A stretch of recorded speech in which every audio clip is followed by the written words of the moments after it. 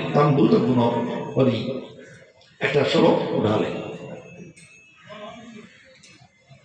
তখন মহাপ্রভুকে সার্বভৌম ভট্টাচার্য অনুরোধ করলেন, তুমি এই শ্লোকটার ব্যাখ্যা করো।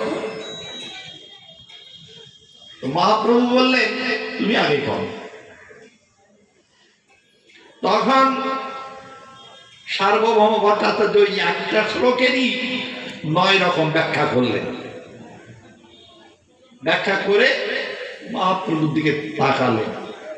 মহাপ্রভু হাসলেন, হেসে বলছেন, সার্বভৌম, যদি দেবতাদের গুরুদেব বৃহস্পতি তোমার সঙ্গে তর্ক করতে বসেন, তিনিও তোমার কাছে হারবেন, এত তোমার পাণ্ডিত্য। কথাটা বোঝা গেল? কি বললাম? দেবতাদের যিনি গুরুদেব স্বয়ং বৃহস্পতি, তিনিও যদি তোমার সঙ্গে শাস্ত্র আলোচনায় বসেন, তর্ক করেন, তিনি নির্ঘাত তোমার কাছে হারবেন। এই কথার দ্বারাই তার পাণ্ডিত্য বোঝা যায়, কত তার পাণ্ডিত্য।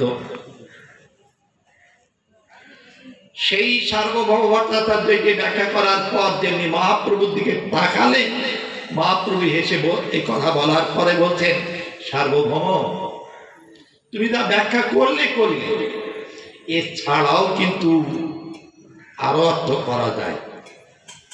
সার্বভৌম তাকাচ্ছেন এমনি করে মহাপ্রভুর দিকে, বলে কি, অভিধানে যত রকম অর্থ হয় তার সব রকম নিয়ে আমি ব্যাখ্যা করেছি, এরপরে আর কি অর্থ হতে পারে? কিন্তু সার্বভৌম যে 9 রকম ব্যাখ্যা করেছেন, তার একটাও না নিয়ে মহাপ্রভু করলেন 18 রকম ব্যাখ্যা। শুধু তাই নয়, ওইটাই আবার ভেঙে ভেঙে করলেন 64 রকম ব্যাখ্যা ওই একটা শ্লোকে। তখন সার্বভৌম চিন্তা করছেন,